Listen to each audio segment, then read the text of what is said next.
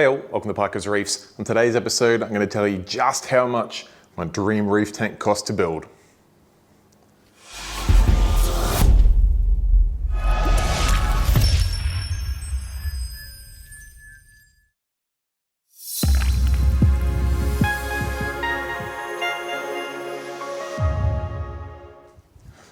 Alright, thanks for joining me on another episode of Parker's Reefs. I'm super nervous about this video because my wife told me that it's probably going to bring a lot of haters and a lot of criticism if I talk about how much money I spent on this tank.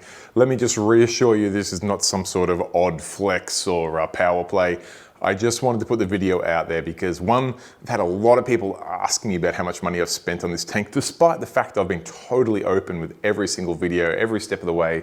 I've been very transparent in the cost of everything. However, people want to know the total cost, and I totally get that. And I must admit, despite my anxiety around finding out how much money I've spent on this tank, I want to know myself too, because it is worthwhile when people talk to you and they're talking about building a tank of the similar sort of size and level. It's good to know roughly what you need to budget for, and I guess that's probably a good place to start off. We're talking about budgets for tanks. I don't start a tank without some sort of budget as to what I'm willing to spend and expecting to spend on that system, because anyone that's done any sort of form of project work before will know that nothing's worse than if you get halfway through the project, you run out of money, and either you got to abandon it and sell everything up on Facebook, or you've got to push through the rest of it, cutting corners and skimping. And this is not the ambition for this tank at all. I want this to be my dream reef tank, and that means I want everything to be at what I consider to be absolutely top level. Now, things come about. I had budgeted about $30,000 to $35,000 Australian for this tank, and quick little spoiler alert, we do go past that. In fact, we go past that a fair way. Thankfully for me, I actually managed to get a lot more money from shutting down my previous tank than I ever thought I would. Selling the coral out of my previous tank that had been here for 7 years raised a lot of money. I'd factored in that it would bring me in about $2,000 to $3,000. It actually brought me in about $16,000 to $17,000 just by selling coral out of this tank, which was super amazing. I really appreciate the generosity from everyone that bought corals out of that tank. It was so cool to see those corals that I'd grown from frags to sell them off to a heap of people. A lot of people, I told them to set their own price. I'd give them a piece and say, take it home, let it settle in your tank.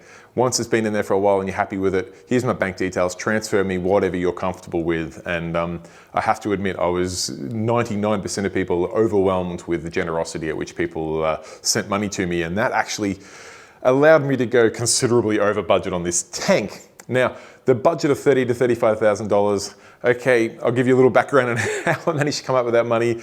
I work in the tech industry, and as soon as Tesla announced that they had a Tesla Model 3 coming, I was like, that's the car for me. Day one reservation holder, and I put my deposit down and started saving for it. Fast forward a few years, because Tesla don't always do things all that quickly on the production front. The Tesla hits the Australian market, and we've gone from $35,000 US, so I was expecting around $50,000 to $60,000. It comes out here and it's about $90,000 to $110,000. Blew me out of the market. I don't have that much money to spend on a car, so my 8-year-old Skoda will have to do a bit longer, because the money we had saved, we decided to spend replacing this tank, well, replacing to this tank and doing some renovations in the house. So I managed to put aside $30,000 to $35,000 for the tank. Then I was able to grab in a little bit more money than expected from selling the corals, and that's how I managed to have the budget that I did for this tank. But let's get cracking into the itemized pricings of everything. Again, it's not some sort of weird flex. I appreciate if you can do things cheaper. If your Uncle Vinny can build a tank for a quarter of the price, good for you, that's awesome. No shade towards you. I'm not expecting any hate for this video, but it's the internet, you never know. I'm just gonna go through what I spent on it. I'll let you know if I think it's something you could avoid, if it's something you have to spend the money on, if there are alternatives. It'll give you an idea as to what it costs to set up a tank like this. So let's jump on into the itemized prices. All right, so the first item on the build was the stand, and if you recall, I went for the big extruded aluminium stand because I I'd had enough of timber stands. I really like the modern industrial look of the extruded aluminium stand. I love the modularity of it. I love the corrosive freeness of it. I love everything about it except for the cost. And the stand did come in at $3,250, which is absolutely more money than you need to spend. Even if you went the extruded aluminium path, you could do it cheaper. I wanted to go no compromise on it. I used high quality extrusions. I used stainless fittings throughout everything. The price quickly added up, but $3,250 on the stand. Next up, we got into the floor, the nice acrylic drip tray and the back wall on this tank. I spent $600 on that. I would do that every day of the week again. I absolutely love the drip tray in this tank. Not that I've had any spills yet, but I know that if I do have a spill, it's going to be collected in that and it's going to go out to the drain, which is just worth its weight in gold. Highly recommend that you factor that into your build if you can. All right, the next huge expense of this tank, but I do absolutely love it, was the sump. This was completely bespoke build, designed for my requirements from the ground up by the guys at Himali, Australia. I think they did an incredible job. That being said, the sump was $4,000. This is a space where you could go for a plain glass sump. It will save you a fortune. Sure, it might not look as bling, and it may not be able to do some of the things the acrylic sump can do. Realistically, it probably can if you find yourself a good glass sump builder. You could save a lot of money there, but again, no compromises. I'd always seen these Himali sumps, wanted one for myself, and now I've got one in this tank here. So $4,000 on the Himali sump. All right, speaking of possibly unnecessary expenses, I went the Philips Hue path on the cabinetry lighting. That was $400 when realistically I probably could have put a $10 LED strip in there. Would have done, I'll say, the same job. It doesn't do the same job because my Philips Hue strip lighting one is significantly brighter. I've got 3 different strips in here lighting that sump up so that if there is anything going on in there, I can see it easily. But it also gives me some ability to use some smart features like some silly things like fireworks and police sirens and things like that. But it does also give me the ability to change the brightness of the lights depending on which time I open up the cabinet doors. I can have it during the day, it'll go to full brightness. If I open it up at nighttime, it'll only go to 40% brightness with a slightly warmer white color. Down the track, when I eventually maybe possibly look into going to aquarium controllers, I do plan on having some smarts built into those lights to give me some different alerts and things, depending on what the tank is doing through those color controllable LED lights. But $400 spent on cabinet lighting was a expense that most people could probably not factor into their budget. All right, now speaking of cabinetry, this is something that it's so difficult to show on camera, on video. The cabinetry that I had built for this tank was a huge expense, okay? There's no denying it. We're talking $5,000, okay? Big expense, and yes, you can absolutely do it cheaper. In fact, I know a lot of people, when they saw the extruded aluminium stand, they said, do not clad that whatsoever. It's beautiful, leave it as is. And whilst I sort of agreed with them, this is our lounge room. I've got a young daughter, she has friends come over. Do I want to have my $4,000 sump and my skimmer and access to my water and everything there just for people to see?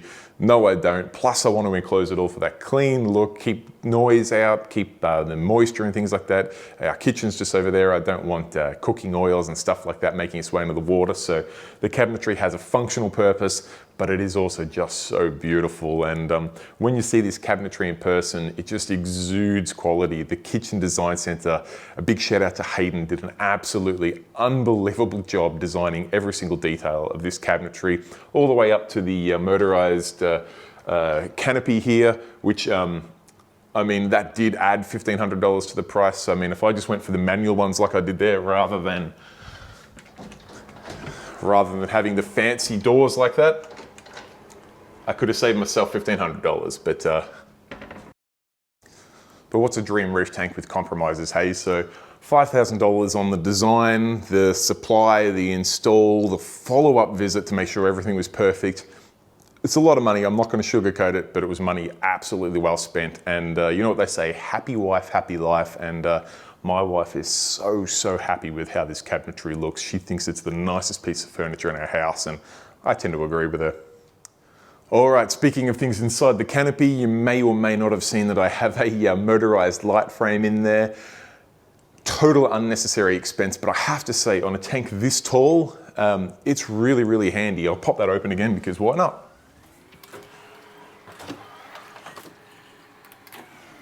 having the ability to raise these lights up out of the way so I get a completely unhindered access to the tank, sure, unnecessary, but totally, totally awesome. And also having the ability to alter the height of the lights to give me a different spread, a different par, a different coverage throughout the day. Awesome, just absolute next level stuff. And sure, it was an extra $1,000. We're talking about $700 on the motors themselves, plus a couple $100 in some steel, some extruded aluminium to fit it all out. But I don't think I'd build a tank again without a motorized light frame. But again, it's $1,000 you could cut from your budget. All right, we're getting into some of the absolute meat and potatoes of this build, and that is the skimmer. It's something that when a lot of my friends come over and they have a look at a filtration system on a marine setup, they get overwhelmed by the amount of things in there. And I have to tell them quite often that realistically, you want to have some sort of mechanical filtration, a protein skimmer, and a return pump. That's your absolute bare basics. Sure, you can add on things like UV, ozone, media, reactors. Not a problem, you can add all that on, but the skimmer is the absolute heart and soul of a tank, and I did not want to skimp on my skimmer at all. I went for the Cove i250 Pro, and sure, it wasn't cheap, $2,850. It's an expensive skimmer, but wow, I've been so impressed with its performance. The skimmer it pulls out, how quiet it is, how easy to tune it is, how consistent it is. Absolutely worth every penny in my book. Again, if you're running on a budget, you obviously don't have to spend that much money on a skimmer. You can get yourself a high quality skimmer, something like a Tunzi, for probably around about half that price. There's lots of options out there. In fact, there's a swarm of options out there on the skimmer market. I went for the Cove, super stoked. One thing I would suggest is that regardless of what brand you go for, invest in a high quality skimmer. It's one part of the build you do not want to skimp on. All right, talking of filtration and additional items, I went for a whole heap of media to help cycle this tank. And when I say media, I'm talking about Aquaforest Life Source, I'm talking, Life Biofill, I'm talking GAE media balls, which I bought a commercial sized box of.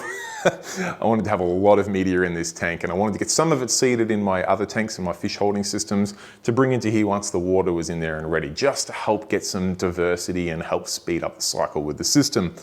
I also went for a Reef Revolution cycle program. Whilst giving this tank the full length to cycle, I still gave it some bacteria in a bottle to help get these things seeded as quickly as possible, as well as give it lots of time to mature. It's $800 that I spent. Actually, let me double check that. Yep, $800 that I spent on medias and supplements and things like that. I think it's a good investment. Sure, you could do it without it. You've got enough in your sand, in your rock, and if you bring in your water, you could put a bit of prawn in there for like 50 cents. Give it lots of time, you save yourself $800. This is the way I went. I still stand by it. I think it's a great way to get your tank mature as quickly as possible. All right, next up, speaking of heart and soul of a tank, the return pumps, something that I cringe every time I see someone have a absolutely gorgeous Reef tank and then they've got like a $50 return pump running it. It makes me feel sick in the stomach. Sure, there are scales of things. I run two ABIS A200 return pumps on here. Massive, massive, massive overkill. However, let me just say, I already owned these pumps, so I didn't have to buy them for this system. I'm gonna factor the price in here anyway, because again, I don't wanna ignore the return pump. I think it's something you should spend good money on. Get yourself a high quality return pump. In my instance, I went for two high quality return pumps for redundancy at a value of about $6,000 Australian. Thankfully for me, I actually only purchased one of those new and one of those secondhand, and that was some time ago when they were a bit cheaper. Hence the high quality of these pumps. These things last forever. Keep them maintained and looked after and you just won't have an issue with them. But it's a $6,000 cost that I need to factor into this tally. So two high quality return pumps. All right, now return pumps aren't worth much without some plumbing to connect to them, from the sump all the way up into your tank and around your sump and whatnot.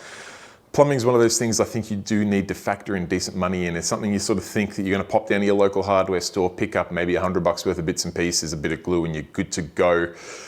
Realistically, if a plumbing system's not well thought out or not well designed, it's going to cause you so much trouble in the long run. And whilst I consider myself decent at designing plumbing systems, I brought in an expert. I brought in Dave from my local fish shop. I was happy to pay for his time and expertise to make sure that this plumbing was set up perfectly. And to be honest, he did an outstanding job. We used sinking flow color throughout the entire build.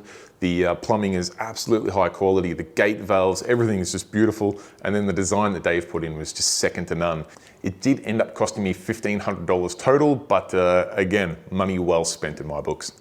All right, next part of the system, which is a bit of an ironic one because I don't actually have it fully running just yet, is my calcium reactor.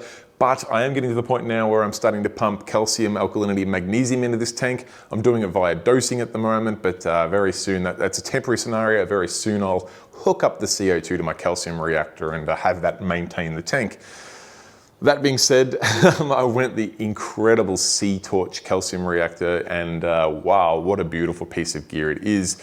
I do have some Geo's Reef calcium reactors already from my last build that I could have put onto the tank for free. However, for full disclosure, I bought a brand new Sea-Torch calcium reactor for this build just to match the level of quality, the color scheme, the newness. Again, I wanted this to be a no compromise build. So the calcium reactor came in at $1,600. There are obviously extras that you need to factor into that, like a regulator, a CO2 bottle, some media, things like that. I already had that, so I'm not putting that into the price, but if you are going to go the calcium reactor path, keep that in mind. All right, just quickly, I did have another couple of media reactors in here just to hold some extra things like some silicate removal media and a little bit of zeolites just to help absorb once I first put some fish in this tank, just to make sure that the ammonia didn't get on top of the freshly established bacterial system. There's about $300 worth of other media reactors. All right, next one's a bit of a funny one. The box that I've got outside the house here that holds my chiller and my UV system. I got that custom made by a friend of mine. Ended up taking a fair bit longer than I would have liked, but I'm super happy with the end result. I paid him $500 cash for that, and it just keeps the inside of the house here clutter-free, keeps all the heat and noise of the chiller outside. Means I didn't have to get way too creative with UV placement up under here, blocking things in my sump, or trying to hide it behind the tank, or put it in the cabinet over there. It's outside. It's easy to see when it's operational at night because you can see the UV just glowing there. And like I said, the chiller outside has been an absolute godsend, having all the heat and noise outside while this system remains dead silent. Money well spent.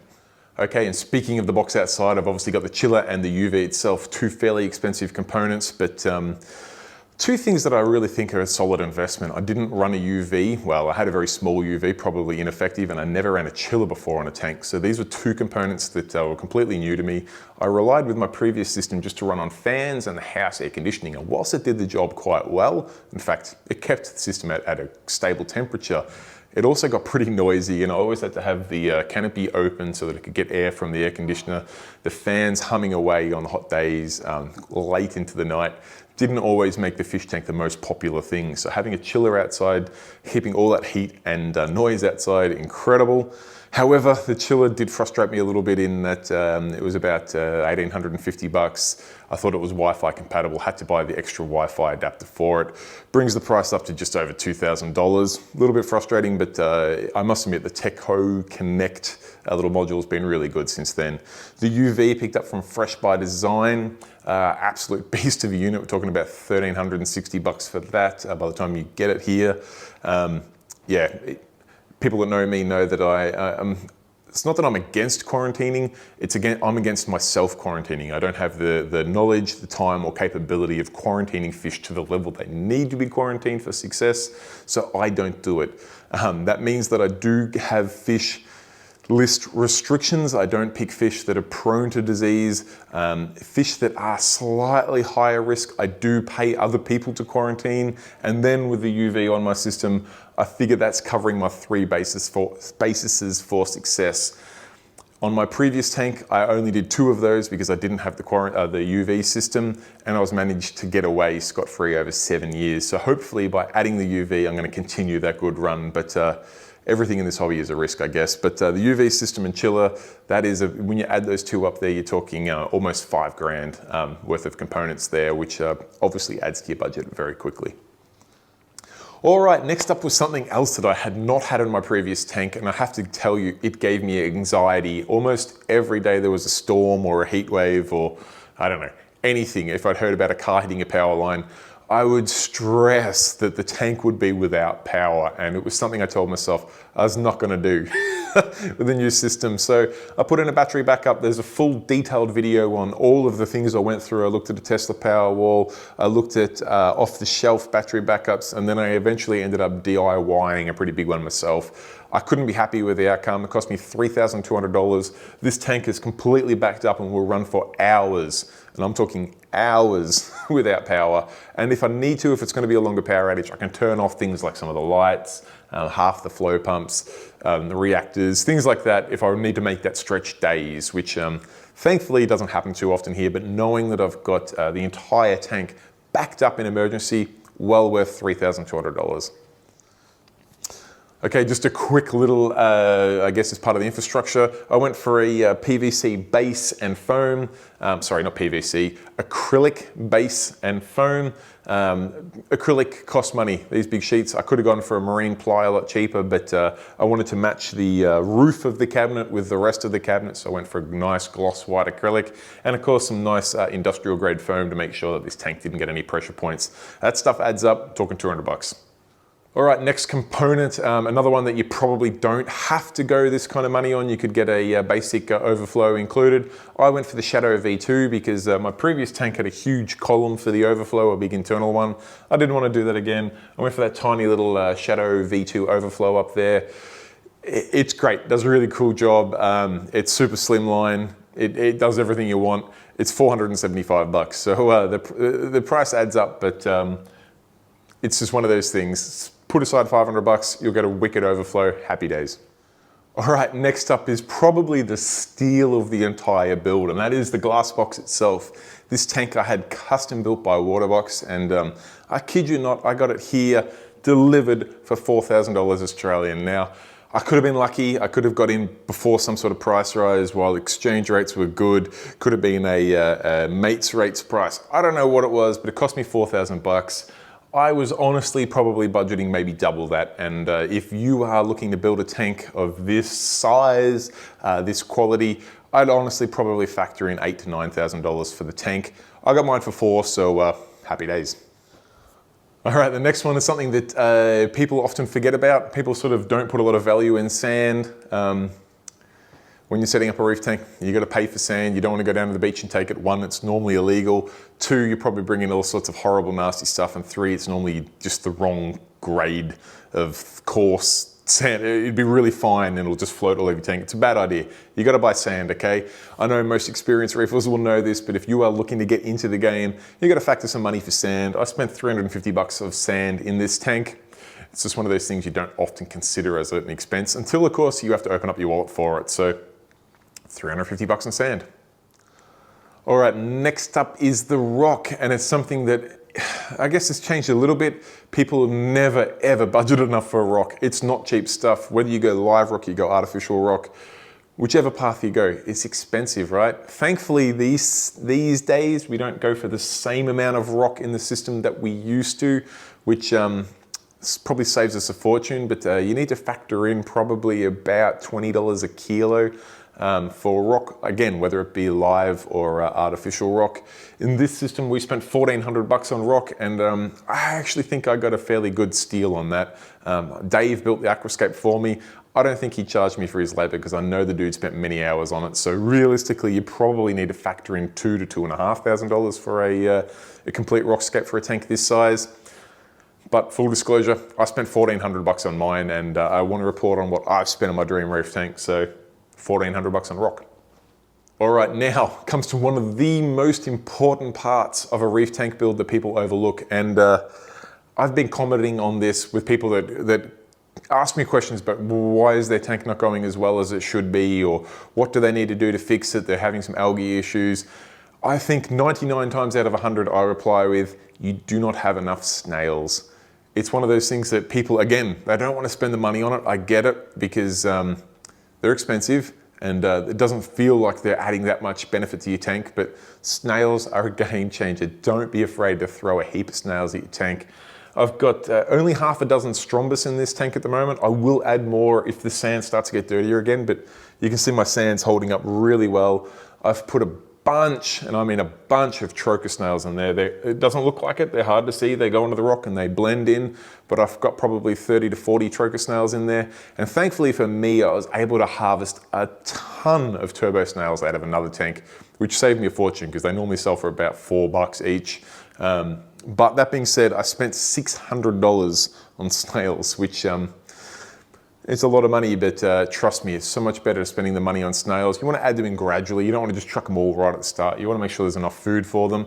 But as your tank starts to mature and it starts to grow a bit of algae and things start getting a little bit ugly, throw snails at it, guys. It's so much better than adding chemicals or, yeah, just go the organic way. Spend the money on snails. I spent $600. Keep that in mind.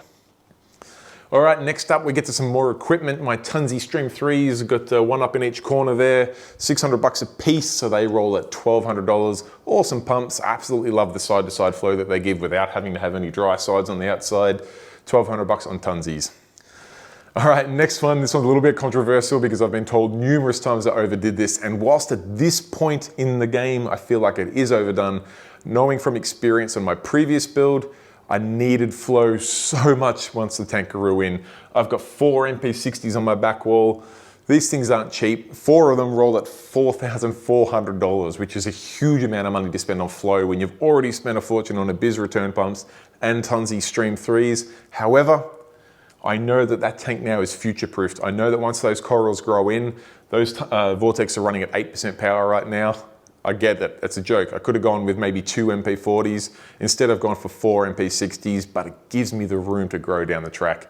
It is a space where you could absolutely do without spending the money now. So if you are getting tight on budget, you could dial back on those till your tank starts to grow in, but you will have to add flow down the track. Of course, you don't have to do it with Vortex. There are cheaper options out there. You could go more of the Tunzies, you could go Jabaos, you could go Siches. So many options out there. I really liked the MP60s. I went with them. Let's leave it at that. All right, next one's a funny one because people again overlook this component. You have to pay to put water in your tank, yeah? It doesn't just come for free. I mean, unless you want to do like 1,000 trips to the beach and back. You could buy buckets of salt, make RO water, mix it up, put it in. I just had 2 deliveries of natural salt water come in. That cost me $300, $150 a delivery. Filled my tank and sump up and gave me enough in there for a couple of water changes. So there's not much more to say about that other than $300 on water. Okay, next up, a huge expense, but again, one that I'm super happy with, and that is my Philips Coral Care Gen 2. These guys aren't cheap. There's no sugarcoating it. They're expensive lights, right? I've gone for 3 of them and a controller, all up $6,500, but I'm super happy with the spectrum they give out, the controllability, the spread, the par, the color, everything about them. I love them. Super expensive. Are there cheaper ways of doing it? Absolutely. Could I have ran the metal halides that I already had off my previous tank for free? Absolutely. But I didn't. Okay. Am I telling you, you have to run Philips Coral Cares? Absolutely not. Run whatever lights you want. I spent $6,500 on Philips Coral Care. I love them. This is the video about what I spent on my dream roof tank. That's what I spent on Philips. Just to add to the fun, the Philips Coral Care, I then added 2 more lights to it. I added $1,200 worth of Orthec light bars. Probably could do without that, to be honest. I bought them thinking that the Philips were not going to be blue enough. Turns out they're more than blue enough. So I probably could have saved myself $1,200 there. That being said, I do love the fill that they give, and it gives me just a little bit of variability between the lights, different spectrums. The Philips, the Orthecs have got multiple different chips for their blue range. It's just going to ensure that I get the absolute fullest spectrum possible. And then on top of that, I added, well, I'm going to say $2,600 worth of Kessels. However, I already had these. Okay, so I've got 3 Kessel A360X on this tank and a controller. I already had them, so I didn't have to spend that money again. I figured I'd rather put them on the tank than just leave them in a cupboard collecting dust. But again, in full transparency, if you were to replicate this tank to the T, you'd have to factor that in. So, I mean, we're quickly talking $10,000 on lighting, which is a massive chunk of the budget. Do you have to spend that again? No, you don't. There's cheaper options, but that's what I went with. That's what it cost. I'm happy. You make up your own decision. All right, we're down to the dregs now, just before we get to the final reveal of the total price, unless you've been adding it up as we go. But power boards, another thing you need to factor in when you're building one of these tanks. You use a heap of power outlets. I like to use the Wi-Fi control power boards. It lets you set schedules. It lets you control things without having to dive about looking for power switches. You can have them all tucked away neatly, turn things on and off through your phone or even through voice commands. They work a treat. They're not the cheapest thing in the world. They run about $60 each. I've got 7 of them on there, so you're talking $420 on power boards. I probably will end up needing to add more of those down in the future, so maybe $500, $600 on power boards. It's expensive, but it's just one of those things that you're gonna need. So the number of power outlets you use on the tank, particularly of this size, will always far exceed your expectations. So factor in a good amount of money there on power boards. Even if you don't go for Wi-Fi ones, if you're just using your traditional power boards, don't be afraid to spend money, because you want something that's going to be reliable. You don't want equipment turning on and off. You don't want a dodgy power board killing a $3,000 return pump, or turning the pump off and then killing everything in your tank. It's one of those things that it's an investment, or sorry, it's an insurance policy. Make sure you don't skimp on the power boards. Last but not least, I've added in an amount for miscellaneous, because I'd be certain I've probably spent more than this on various odds and ends. I don't even know where to start on little bits and pieces, whether they be a double-sided tape, whether it be plumbing glue, whether it be nuts and bolts or tools or whatever. There'll be so many little bits and pieces that I didn't factor in. I've put in the amount of $945, mostly because it gives me a nice, lovely round number to finish up my total on. But realistically, I mean, you need to budget a little bit of a unexpected fund there, and you should probably factor in maybe a couple $1,000s for it. I've gone with 945 because I feel like I've been pretty well controlled in all of the other bits and pieces I've picked up on the way, but always factor in a little bit there. I've put in 945. All right, I guess drum roll. That brings us to the announcement of what this entire tank has cost me to build, excluding coral and fish. This is all just to get the tank ready to then spend a fortune on coral and fish. Sure, it's got the sand, the rock, the water, the lights, the flow, the sump, the chiller, the UV, everything's all in there. It's all happening, but this is before you start adding coral and fish. That's usually the more expensive part, okay? And to get the tank where it is, minus the livestock in there now, I spent $59,000, okay? It's a lot of money. Again, it's my dream reef tank, and thankfully for me, I budgeted a little over half of that. Then I got a whole heap of extra cash from selling some corals, which I didn't factor in. And as usual with these things, my budget just crept every single step of the way. Every little thing I looked at, I'd find something just a little bit better that cost just a little bit more money. You know, this is what happens in your dream reef tanks. But I hope the video gives you guys at home some sort of idea. If you're looking to upgrade to a tank of this sort of size, or you're new to the game and you're wanting to set up a tank, if nothing else, it might scare you off, which is probably a good thing. I'd much rather you know what a high-end system's gonna cost up front before thinking you can achieve it for, say, like $5,000 or $6,000, spending your $5,000 or $6,000, realizing it's not gonna happen and abandoning it, walking away being disillusioned with the hobby and never coming back. You can do things cheaper, right? Don't get me wrong. I hope I've pointed out every single step of the way, things here that are completely over the top or unnecessary, and some things that I feel are not that over the top, some things you do have to spend the money on, but realistically, that's where I'm at with this tank. It's set up to be a part of our house for the next 15 years. I do not want to calculate what I spend on fish and coral over the next 5 to 10 years, because that's something that will just stay on my credit card balance and no one will ever know about that. But that's the infrastructure and the logistics of setting up a dream reef tank. Of course, guys, if you have any questions, comments, feedback, please hold back on the hate though. If you think it's a weird flex, or you think I'm an idiot or whatever, that's cool. I'm not going to change your mind, but you don't need to share the feedback on that. It's all good. But if you do have any constructive feedback, you have any questions, comments, anything at all, pop it in the comment section down below.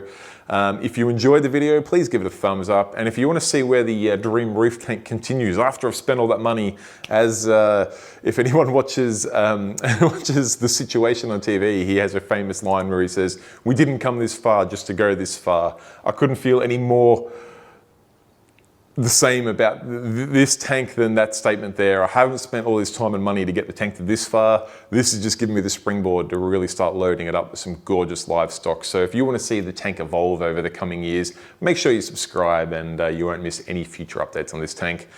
Anyway, guys, I will leave it at that. Thank you so much for watching me spend my life savings on the tank. I hope you enjoyed it. Till next time, stay safe, keep reefing. Bye.